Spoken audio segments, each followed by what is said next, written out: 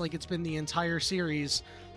All right, let's see what JDG wants to do. You're going to have to let something powerful through here. Do you really want to give Creme his Akali?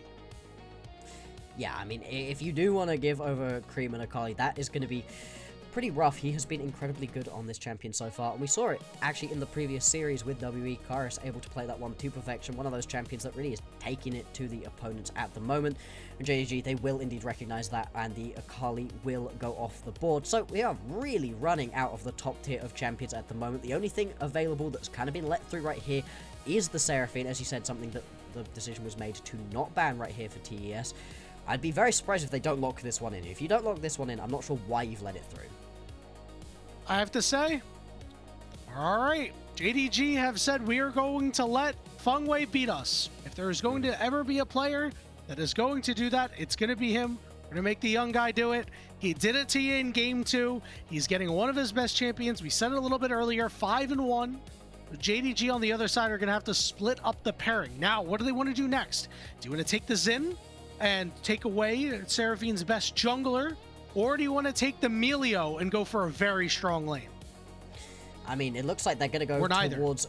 Yeah, neither of those. Instead, just going to pick themselves up the Lulu right here, looking for that later game team fight. It also will help a lot with the engages for whoever you end up picking up as your jungler, as your top laner. I'd be very surprised if TES don't lock themselves in this JunJia right now. Not necessarily because the pairing's extra good alongside the Seraphine, although it is, of course, but also I don't know that you want to be playing against the JunJia alongside this Ashe and this Lulu. That would be a really annoying couple of champions to be trying to play into. TES, they aren't entirely sure either. They're going to delay things a little bit and instead grab the Yunara right here. And I like this as a JiaQi love pickup. It's something that he's played a decent amount of throughout this split so far and has been pretty dang good on. And it does just give you that level of teamfight prowess that he really loves to take to his opponents. Okay, interesting. We're hovering a mid laner. Obviously, hovers are hovers. All right, I figured that they were going to go and stick with the jungle here. It was just weird that they didn't immediately just be like, yeah, we're going to do this. So we'll see what JDG wants to do. Bot lanes and jungles locked in for almost both sides. We'll see what if JDG wants to go match that. We're going to go pick something in another direction here, Bloxer. I mean, yeah, in terms of things that are really available anymore that has already been played, you've got the Skarner potentially, although that does give you a little bit of an odd look alongside this Ashe and this Lulu. Otherwise, the Trundle that we just saw hovered could potentially be something fun, and yeah, they are just going to go towards the Trundle. I think it makes the most sense in this composition. The ganks on the bot lane are going to be really strong at the moment for JDG. I mean, if you can get into this bottom lane and get on top of JiaQi Love, it's almost impossible for him to get away. Even with blowing the flash, the slows are just miserable right here. And not only that, if top esports want to get aggressive, they kind of just have to walk at a Trundle pillar, walk at an Ashe, even a Lulu Glitter Lance. There are so many slows that JDG have here. Miserable. A lot of soft CC that is going to be hard for top esports to wade through. Bloxer, what are you thinking here for top esports to kind of alleviate some of those concerns?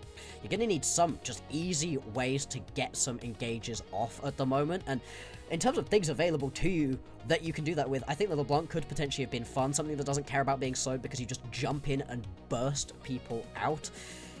Also, for the top lane, maybe something like the Ambessa, potentially, or the Gnar, who can just go leaping in, doesn't really care potentially too much about the pillars and the slows, just to give you that level of engage, because otherwise, as you said, walking towards this composition, I don't know that you can particularly do that.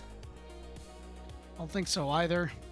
A couple of other immediate engage champions are like a Malphite, but you'd never pick that into a Trundle. You could always decide, hey, maybe we'll go for an Ornn and get our guaranteed team fight engage, but even then, you're still kind of waddling at them. It's going to be very difficult for top esports to get to. Meanwhile, JDG on the other side, they can continue to just go with the flow with the slows and say, hey, we want just a little bit more damage, and we will just simply kite you out all game. Yeah, indeed, and I really like this as the overall decision making right here. Now looking for a mid laner to pair up alongside everything else. I mean, If you want to keep being annoying when people walk at you, the Cassiopeia or the Anivia could be potentially interesting. They're just saying no. Disgusting. I love it. I love it. Yeah, I really like the Cassio right here. Either of those two champions to just say, nope, you don't get to walk at me. I don't care what you get to do. The response likely to be the other one. Unless you think that you have an option to just make an engage happen, do you maybe go towards the Yone here? Not sure if that's the move against the Cassiopeia. I very much liked a couple of the hover options for top esports. Looks like they are going to head toward this Victor. Not really the biggest fan of that one. But it'll be locked in all the same. I think the Syndra would have been good for some pick potential, but it is what it is. I mean, right now, the Victor, at least, it doesn't want to walk at you. It wants to walk back. It can stop some of that engage from coming on through. I agree with the face you're making right here on this Renekton. I mean, it gives you that level of engage, but you'd better hope you've got Slice, Dice, and Flash if you want any hope of being able to get far enough into the backline to make this work, or some big flanks are going to have to come on through for Xuan. They are just going to lock this one in. So a composition that overall just wants to front-to-back teamfight into a composition that doesn't let you front-to-back teamfight. TES, they're going to need some early advantage to make this one work.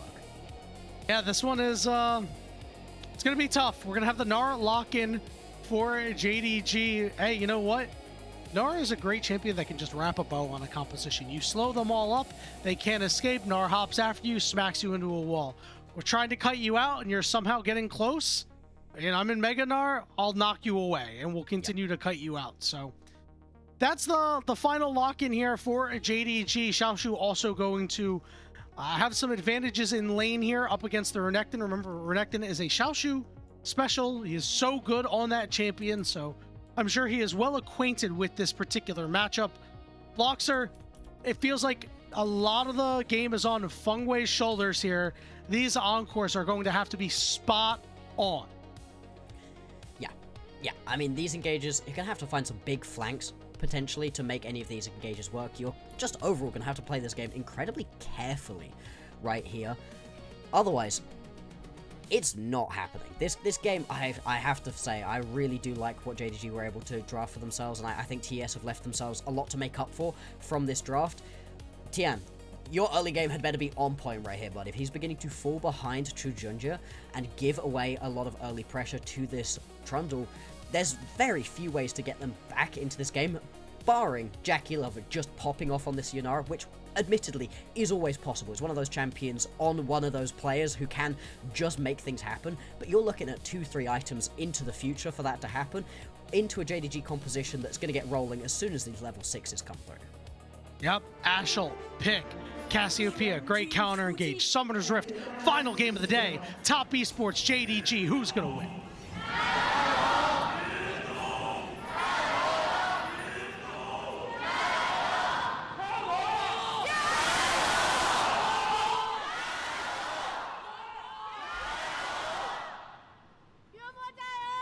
Damn, those are real loud. That's loud.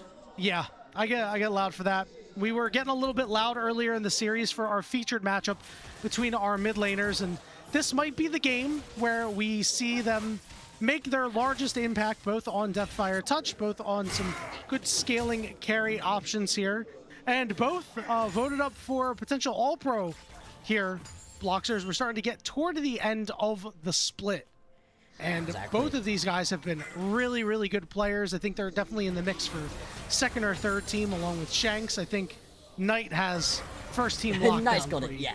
Pretty well. Yeah, I mean, I'll be honest, unless something changes in the next week or so, my overall MVP vote will be going towards Knight. I think he has been just truly incredible for BLG. A big reason why BLG have been the best squad in the LPL here in split number 2, but there's plenty of other spots still available and some really promising members. I wonder if we've got some of our second or third team supports available to us in this game, in these games as well. If JDG keeps this win streak going and Vampire keeps playing as well as he has been, it could be very likely that he ends up sneaking in onto a third team roster. Use the code on your screen, go get into the Discord, go vote for all pro ballots when they come out, and go have a good time and make your voice heard here on the unofficial LPL English broadcast as Gala and Vampire shoved under the turret for the moment. I think you made a great point about seeing some second or third team supports. I think you could see that across the board for all of these players. Yep. I think that all of them have certainly earned the right for at least a vote or two on some of these. Very much. I mean, there's been a lot of talk so far about Tian being able to pick himself up that first team All-Pro right here. And he's been looking really good in that previous game. Obviously, in the first game, kind of got bullied around, so we'll see how he's able to play out this one. Just finishing up with blue buff at the moment. Creme, just run, Twin Fang, Creme had to flash, and he will be able to survive, but not the greatest area to recall. No, I mean, he is in an incredibly rough spot right now. The sort of saving graces that HongQ has pretty much run out of mana is at least going to get away from that monstrous blast and limp back away. Both of these mid laners going to go take these resets on through. A little bit quicker, though, for HongQ to head back to base and see if he teleports back in, or he should just be able to walk back out if he wants to. No, just going to teleport and keep this pressure as high as possible. Good news for Tien, we have a split of Scuttle Crabs. And these junglers can get a little bit more action going on pre-6, but we'll see if there is anything that'll actually occur that will spur that action. We did see that JunJia had showed up toward that mid lane that ended up burning Creme's flash, but that was largely about it. Creme again having a really rough time. These Twin Fangs doing so much damage, and it's HongQ getting a solo kill off. Okay, HongQ looking to make his case for MVP. Xiaoxu as well, now going to have to turn, tail, and run. Tian is available. He does a flash, instantly going to flash away, and is going to survive. And mid lane plays miserable, though. This is what could happen when you've got this Cassiopeia. Gala did burn his barrier. Top Esports wisely holding their spells and their damage, but getting taken down to about half HP. So a lot of action all across the map. But again, junglers still with the goose eggs on their ledger, just showing up and matching each other well. Yep. HongQ continuing his tear through the LPL. His ascension has come up quite quickly after a rough first split. Absolutely, he's been looking better and better and better so far. And when we're talking about tough tests, Creme is a pretty tough one overall and has so far done pretty well. He's just going to keep doing this. Obviously, once we get into the next couple matchups for them, next look for them will be BLG, the night matchup. That's a real true test to see how good he is looking, but so far so good. And if he can keep up the pressure right now onto the mid lane, going to make playing around these objectives elsewhere on the map so much easier. You can see right now, JunJia heading straight towards the Drake. No worries from him. He's got pressure bot lane, he's got pressure in the mid lane. Even though Tian is around, is in the area, there's no real threat of this one being taken away. Creme missed that cannon, just a bit afraid to step up into HongQ, who is now level 6 and 825, give or take, gold lead for the mid laner that's got the highest gold diff at 15. You can see why here, exerting so much pressure. Creme will be able to get at least a little bit back after that Arcane Storm, does a little bit of damage. That Dragon finally getting taken down by the JDG jungler. So far, JDG, another game where they have an early lead. Yeah, I mean, look at the bot lane as well. You get this full push coming on through, reset having to come out from JiaQi as well, coming back with a couple of longswords, so he will be in a decent spot if a skirmish breaks out on the bottom side, but not seeing that's particularly likely. Tian going to walk straight over the top of a ward, so HongQ should just be able to walk this one out. It would require a flash when becomes lightning to make something happen here, and instead it is just going to be this Scuttle Crab in the top lane. The overall focus. And so looking at what these two teams really want to do, as we said, right, the level 6 is the point at which JDG are happy to go skirmishing, go fighting, but they can just play this one out pretty slowly overall. You just have to avoid giving over too many early kills to this Renekton, to this JinZhao, and then the rest of the game shouldn't be too tricky. This composition from JDG is just all about saying no to your opponents. Yep, or saying, slow down a little bit, okay, now we'll fight on our conditions. Yep. HongQ flashing forward, immediately going to go right after Creme. The slow is there. Alright, won't be able to get that much more for it. Take him down to about half HP. A little bit of help from Vampire means that HongQ's got a large HP advantage, and Creme's right back where HongQ wants him, under his turret.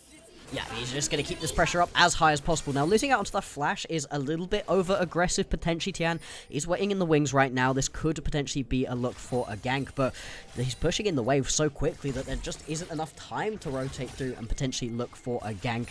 And you can really see the difference in the damage coming through. When he hits the Noxious Blast, you could just walk at Creme, and there's nothing Creme could do when he misses it, and Creme has been pretty good so far at dodging out away from the Noxious Blast, other than the one time he ends up dying. You can step up a little bit more. It really is just about weathering the storm as this Victus in this early game. Later on, later on, you'll be really useful for your team in these team fights, but for right now, there's nothing much more you can do. Second plate going to be picked up for HongQ in just a moment. Should increase his gold lead to about 900 or so. Well, 950 there, almost 1,000. Not even 8 minutes into the game. Gala dropping that Ashe ultimate down on the Fengyue, taking him below half HP along with the Rangers' focus auto attacks. That's going to get JiaQi Love's barrier out as well. Yeah, and I mean, at this point, the amount of damage being done down on the bottom side is terrifying. Tian, oh no! Oh, Tian, he's got no idea. He'll drop his ultimate down, but is going to get chased. What a pillar!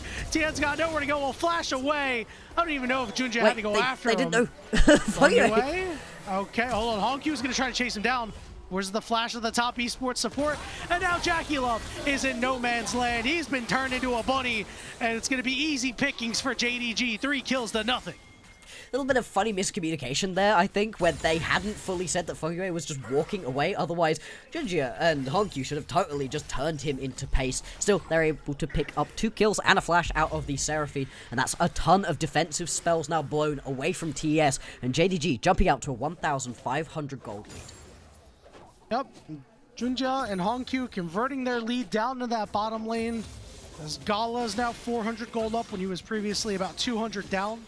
Top esports immediately going to get back on the map here and start taking out these grubs. The only worry that I have is it's going to be so difficult for them to actually hit these turrets, as Creme is immediately under siege once more. HongQ drops his ultimate down on the Fengyue, down to half HP. The Lulu knockup's there, and HongQ and Vampire, this 2-man unit is too much for top esports to handle. And this is the thing with the Lulu as well. As much as you said, oh, you can go the Milio to try to get that pressure down in the bottom lane, you don't need it in this situation. You are more than happy to just move around the rest of the map as Vampire, meeting up alongside HongQ, who is having a killer of a game so far. I mean, he has been so precise right here. Those Twin Fangs being weaved through beautifully at this point. And the kill again. It's the pressure as well. I don't think I've seen Creme be able to step out from under his tower the entirety of this game. He is just constantly under siege. You can see it in the bot line as well. Plenty of deep vision for JDG just to keep this safety for HongQ. He's not scared about stepping up. He's not worried that Tian's going to jump into his lane and take him out, even flashing towards people at some points, and it just doesn't matter. 30 seconds, 25 seconds, we'll call it, until the next dragon. HongQ has that Rod of Ages finished. Gala has that Hex Optics. Meanwhile, top esports, Zip, Nada, Zilch. Maybe try to make a play on the top side. Zweon with a flash stun. Xiaoxu trying to hop away, but here comes Tien, and there is no help coming. He is fast, but how fast can you be? The smite slow is there. He'll get his flash out, but now we're going to go dive. Zweon slices, he dices, he gets the kill, but he will go down. There we go. I mean, I'm not quite sure why in that situation Xiaoxu decides to flash straight. Does not get himself away from that when it becomes lightning. There's no way. Diving. He's just going to go try to end it, but he stepped away a little too far. Last turn shot ends up being a 1-for-1 when all said and done. Okay, and I mean, I'm not mad about that one right here from Creme because it gets him his Blackfire Torch. It puts him into a spot where he's at least gotten something back. Resets the gold, though, for HongQ if he wants to just keep walking at Creme. Terrifying, though, that this is what HongQ is able to do to his opponents at this point without a fully stacked tier, with only the Rod of Ages on a single stack at this point. I mean, he's still ages away from this coming fully online, and he's already just walking at people. 6 kills to 2, still a 2,000 gold lead. Take a look at this replay. See that Deathfire touch, putting in a lot of work. Big reason why Creme died here. Oh, yep, just enough burn damage at this point, and very close as well to being able to walk away from that one. I think HongQ needed 100 or so extra HP to be able to survive this one. He doesn't care though, he's straight back up onto the map doing the exact same thing. keeping Creme pinned underneath his tower. Next big objective isn't coming for a while now, so we're just back to the laning phases, and Fengyue popping up into the top lane again. Xiaoxu, the only member they feel like they can actually kill right here for TES, and they spent a lot of time trying to kill him, only going 1-for-1 in a single one of those, and otherwise, he's just been walking away. Right, pillar down on the Creme Vampires here. Creme is slowed up. It's so hard for him to escape. HongQ is going to dive him again, and this time it's much easier, but he flashes away and he dies. It's still a 1-for-1. TN Wait, Vampire? drops his ultimate down to keep himself alive. And on a sliver, the Glitter Lance will not get it done. TN survives. It's another 1-for-1. HongQ is feeling himself maybe a little bit too much at this point, stepping up multiple times, getting himself killed under the tower, even flashing away from that one, but just didn't flash far enough, wasn't quite able to get out of range. Still, the gold lead continues to expand, 2,500 gold now the advantage for JDG. And whilst all of this has been happening, we saw that very early bit of explosivity down in the bottom lane. Otherwise, it's just been chill farming coming through for the most part, and look at the advantage Gala has been able to get for himself. Textopic's already completed, up by a decent chunk of gold as well, about 1,000. Well, smacked into the wall. He is A-okay for now. Ashol coming down mid. The pings are there. Creme, watch out, watch out. He's fine. Felt the breeze on that one, though. Freljordian cold winter air in the morning will certainly wake you up. Yeah, very much so. That was pretty terrifying. If it had have landed, Creme would have 100% been dead. Instead, just going to be able to walk away. At the moment, Creme does not have himself the flash or the teleport, so is just having to sit super far back, very overall vulnerable. Xiaoxu's been here before. Again, we'll flash onto Xiaoxu. Xiaoxu has no flash. He is knocked up. He's sliced. He's diced. He's dead. But guess who else is dead? It's Creme once again. JunJia flashing on top of him to get it done. But still, you're able to get this kill on the top side of the map. This is what all of these repeat ganks constantly coming through will do for you. Eventually, you will catch out Xiaoxu without a flash.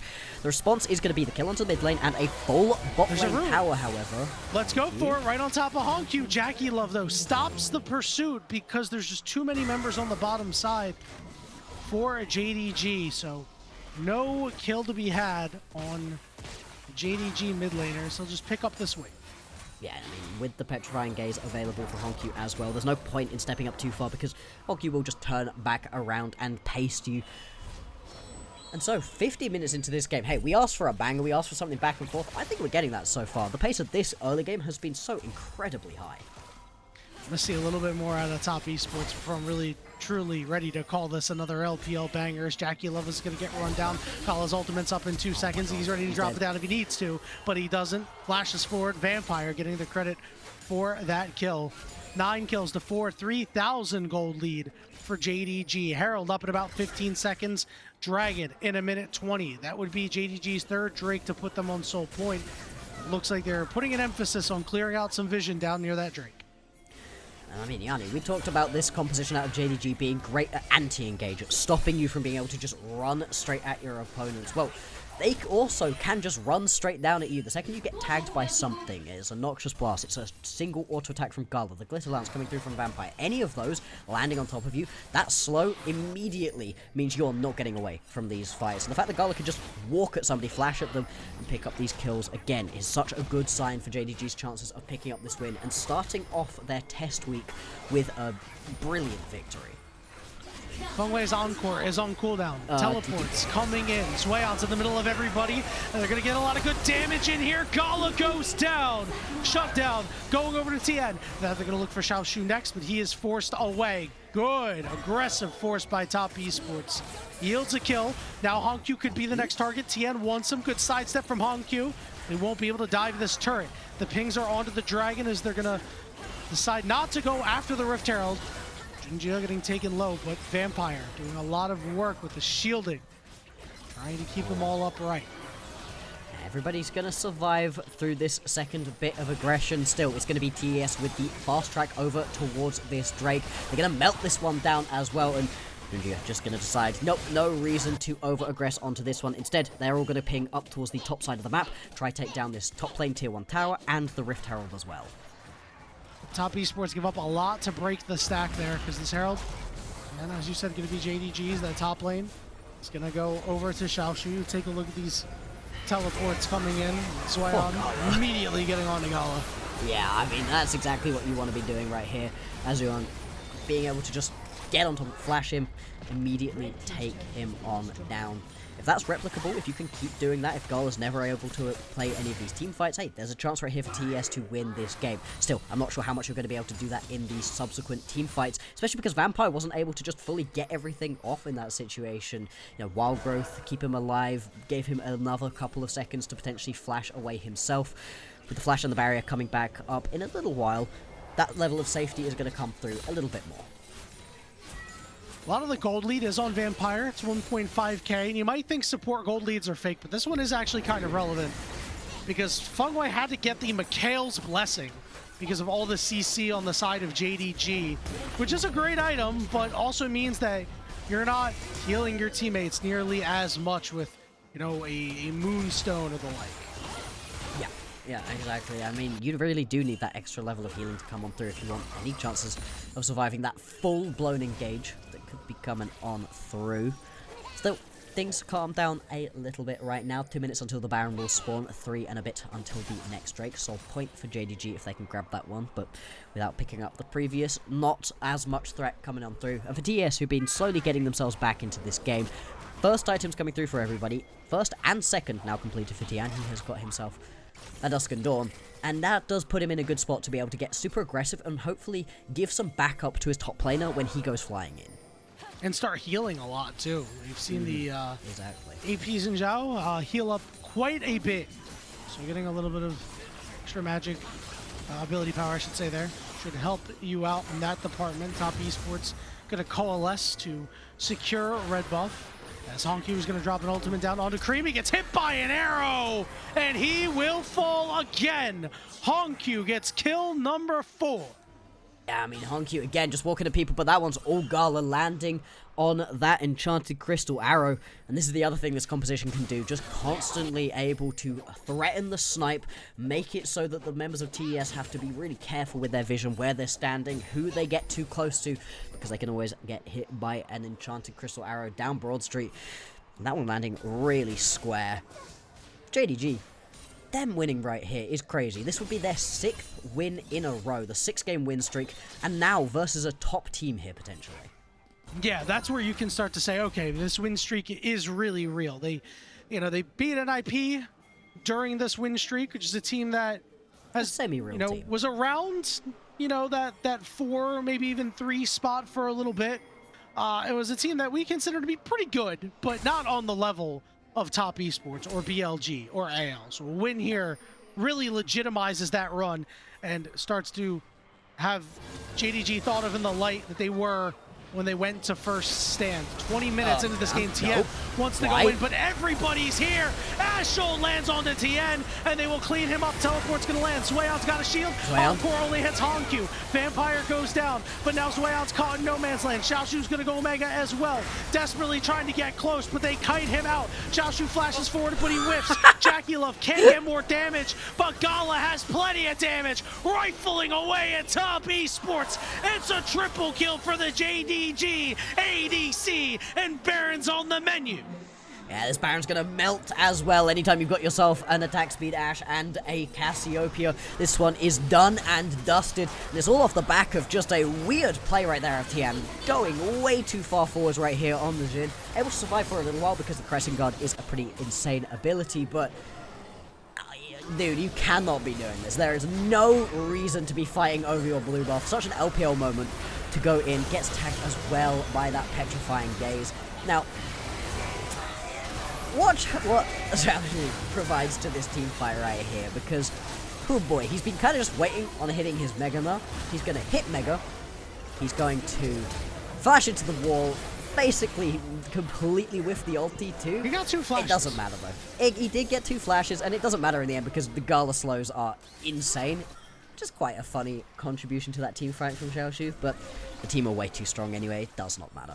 I actually think he contributed quite a bit there. He didn't instantly go Mega, so JiaQi, Fengyue, and Creme had to just kind of sit there and be like, well, if we step up too far, the Xiaoxu was going to jump on us. And also, there's no way... it didn't look funny. He did make things happen. And then, and there's no way to know that that team fight is starting to pre-stack your Mega. I mean, there's no reason for Tian to fight there. That's a bad situation for him to be overall fighting. Yeah, you know, I'm being overly harsh on him. The fact that it just completely whiffed did look quite funny in the moment. JDG, though, now got themselves the Baron buff, and they're just walking at these towers again. I mean, trying to step up to clear out these Baron-empowered cannon minions is so tough. What's tough is the position that Top Esports put themselves in after that fight. You've got... Hold on, we've got another fight potentially breaking out in the same place, the scene of the crime, but another pillar means that Xueyan cannot get in. And Bloxer, this is so tough. You've got the late game scalers of Victor and Yunara, and now you're down 6.7 thousand gold. It just feels like it's a huge mountain to climb at this point. It might be too much for Top Esports to overcome. I would imagine that this one is just going to be a JDG win. They've got themselves that 3 Drakes as well. 4 minutes until the next Drake will be available, but there's a chance this game doesn't even go that long. If you find one more big team fight right here, I mean, this Baron buff has been massive so far, gaining them a huge chunk of gold overall. This mid lane tower will fall and they can engage. Oh, huge encore. Hits multiple members. This might be what they needed. It's time for JiaQi to take over. He's got a couple. TN chasing down Vampire and will certainly... No, he doesn't find him. They missed their skill shots, but TN is still in hot pursuit. The slow is there. Will you be able to actually kill Vampire? And he finally does. Huge play from Fengyue as JunJia has to run for the hills. Top Esports are going to cash in on some turrets as well.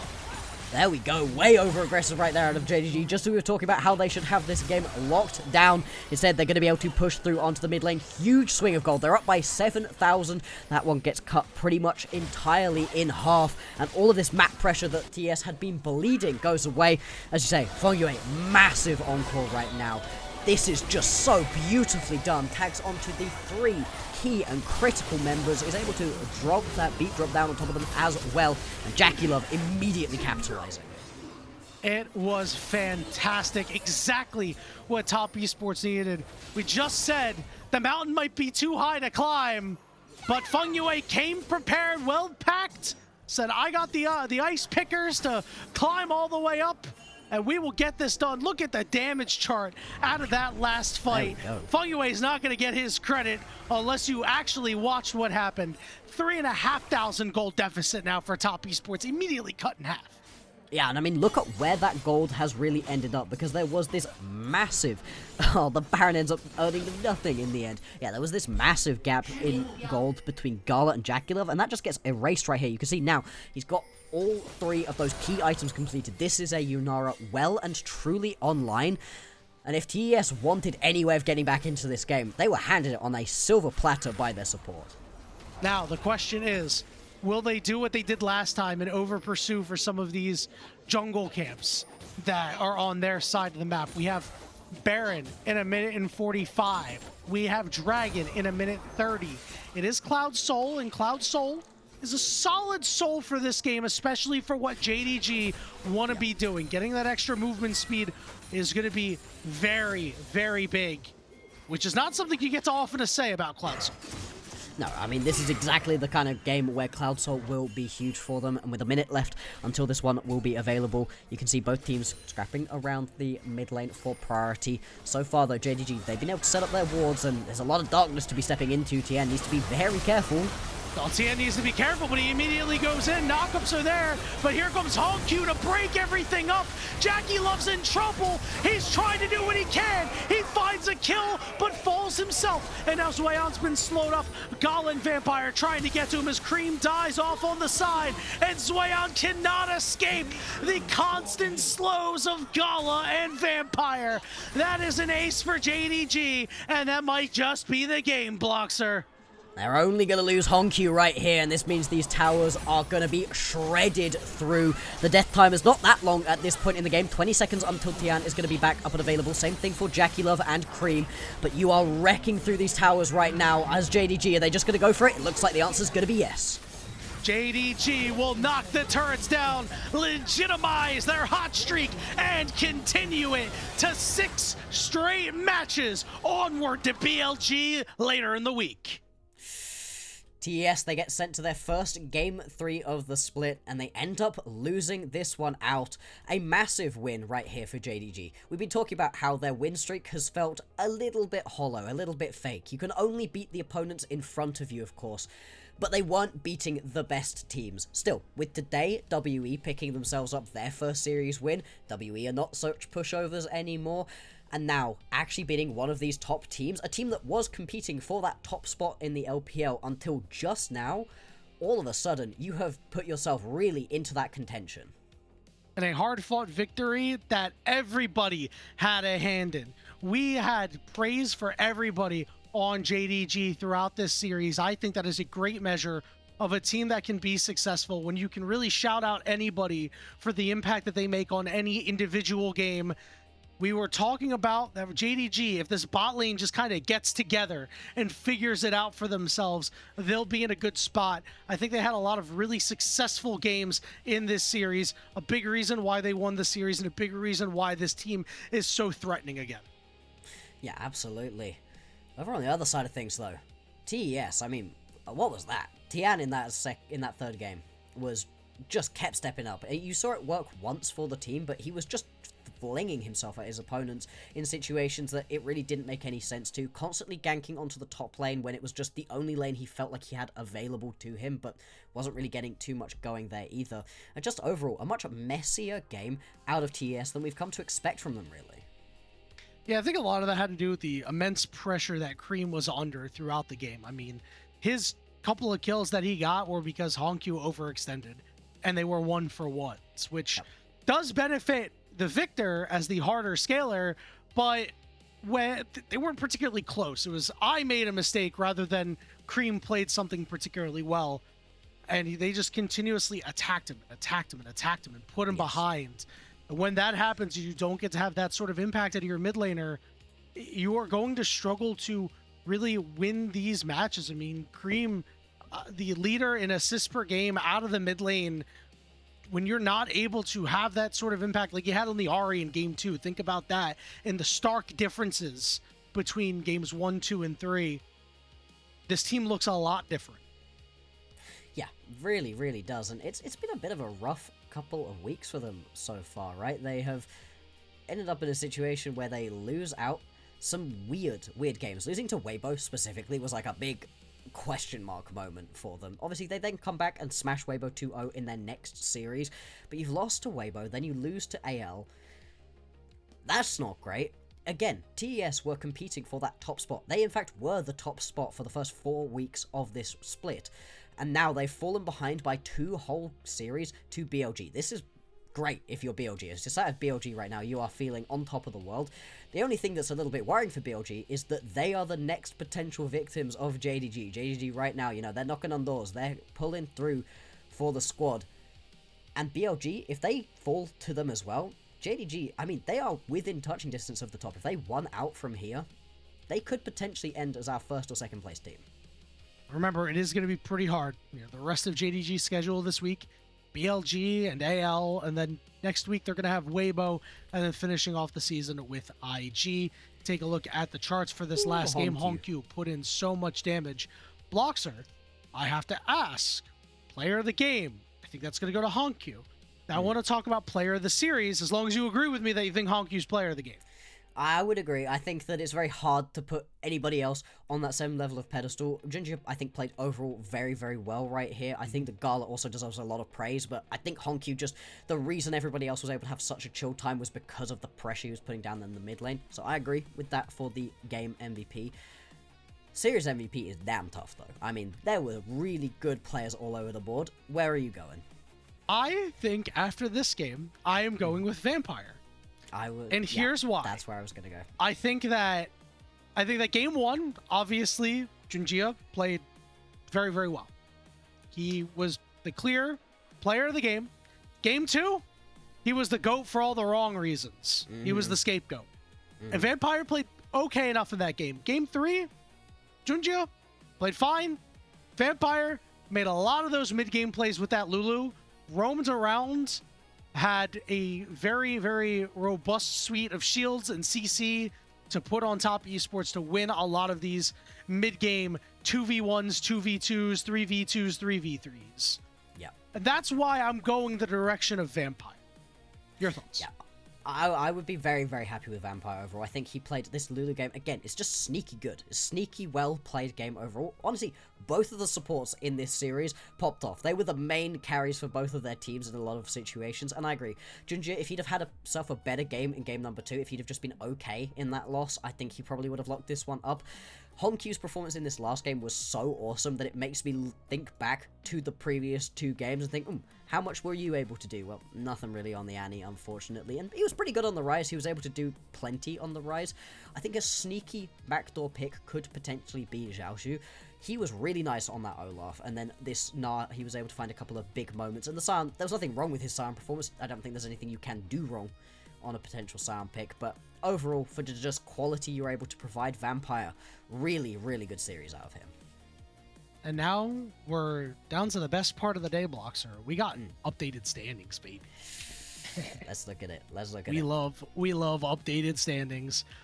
Group Ascend now has JDG sitting at 3rd place and Top Esports sitting at the 4th place mark, of course, headed by BLG and AL in that order. And then, of course, rounding out with NIP, IG, Weibo Gaming, and Team WE. We're now 3-19 in games and 1-9 in matches. We had many discussions about whether or not that team was going to win a game in Split 2. And after Monkey's short, but obviously very needed and very restful vacation, the team looks like they're kind of energized again. I do want to talk about them a little bit as a team that, you know, there's some building blocks here for them to kind of build up toward the end of the split. Remember the last run that they went on last year in the summer was a large reason, you know, was them coming alive near the end of the split. Yeah. That's why they were able to make a little bit of a playoff run. Not saying it'll be the same thing here, but it is nice to see some sort of life out. I mean, yeah, it's been really good to just see something happening for them. I mean, look at this. Wins after vacation. This is now a 3. This is 3 whole wins after vacation right here for Monkey, for WE. And I absolutely love to see it. Now, I would like to know what it was that Monkey did on vacation, because I want to go on that vacation. Clearly, he has come back rejuvenated, feeling better, in like a new man in this situation. I wonder if Monkey is one of those players who plays better after they take a break from League, or better after they throw themselves into League and continue to play more League, because there's 2 different schools of thought there. You know, maybe he was just doing his own thing, you know, roaming around all of China. Or maybe he was just 70 hours a day of League, locked in, playing games. It's something, you know, it could be either, and I don't think we'll ever know, Bloxer. What we do know is instrumental in Team WE getting their first series win. I think that when you take a look at the JDG and Top Esports series, the good news for HongQ is that with that last game, certainly may have earned a couple of people's All-Pro ballots. Definitely think that these teams were not at their peak playing against each other. No. There were some players that I definitely expected more out of on both sides in certain games, and I do wonder that if these teams do meet again down the line in the playoffs, who is going to step up in those potential series? Yeah, I mean, who really knows at this point? I think HongQ, like you said, make a really good case. I think Tian has unfortunately quite badly hurt his case for overall MVP that he was in the running for. I mean, at this point, Knight really does feel like he's got this one not entirely locked up, but pretty close to it. The MVP voting is going to be really interesting. Again, jump into the Discord, make your votes heard. It's going to be opening up pretty dang soon, I think, and there's a lot of interesting picks. I'm genuinely fascinated to see the second team All-Pro. That's where I'm actually really interested to see. Who do people think were just not quite the best, but really deserve some credit here?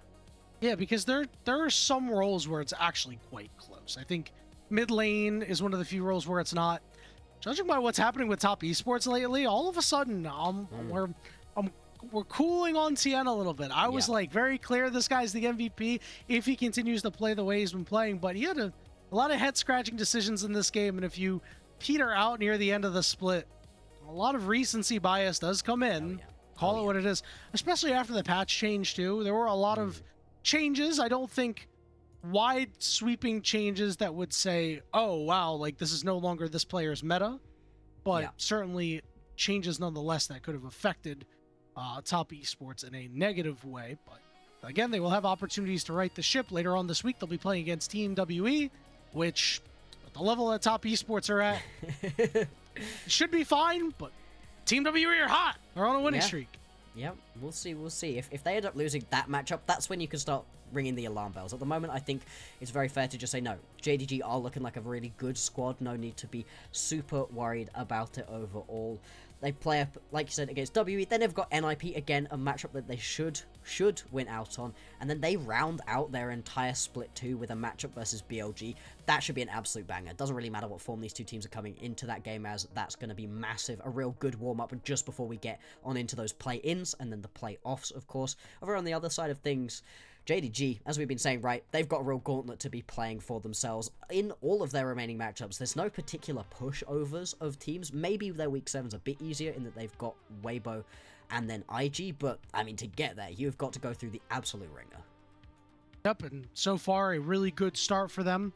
As we said, when you set the tone like that early, especially when you're on a winning streak, you get so much confidence, and you start just playing better off of that. Those little edges that you can get off momentum can really make a big difference. And I am curious to see if JDG are going to be able to climb the top of the mountain of Group Ascend after the end of this week. There is a world where they are the best team in Group Ascend by the end of the week, which would be crazy to say based off how the earlier split had been. A lot of inconsistency with this team at times, but lately the consistency has all been there. This replay shows why Hex Optics is such a broken item. Because you just get a kill and you get that extra range and you're really solid. Yeah, just walk on people. On those kills. Yeah, I mean, I really like this composition out of JDG. If they can keep drafting like that, I thought their composition had really good identities, and then they played towards their win conditions in a really overall good, strong way. I love it, and I mean, it's always fun. One of my favorite kind of compositions is the sort of composition that has something like an Ashe and a Cassiopeia in it, because I think it's just fun watching people get just walked down. Doesn't matter more than that, just walk at them and deal your damage. You think that's fun? I think that's fun. That's the most hype I get. You have no empathy. You have absolutely no empathy. I'm a Warwick player. Watching somebody get walked down is kind of my whole thing. Yeah. Meanwhile, I'm sitting there and like, I'm watching Zweon get rifled by Vampire and Gala, and I'm like, damn, I'm glad that ain't me. Like, I'd be like, man, I hate myself. And in fairness, we did say that Zweon was going to hate himself after they locked in that Renekton. We should have not only player of the game, but also player of the match. Coming up soon, player of the game, going to go to HongQ. Bloxer, we are 1 for 1. Can we go 2 for 2 for player of the match? Let's see, because at this point, the more I think on it, the more I'm like, yeah, I think Vampire had the overall best day. If they don't pick Vampire, who do you think they end up going towards? Is it JunJia? You just kind of ignore what happened during that game 2? Maybe. I think he might have played good enough in that second game. You could even make a case for Gala, because Gala actually played 3 good games. Yes, Gala has been super solid in all of his games. Obviously the most pop-off performance in the last one, but his Ezreal was looking like it was going to carry through in that game number 2. Maybe Gala was the overall most consistent player, but he didn't quite have the highs that Vampire did. This is so fake, man. This is so fake.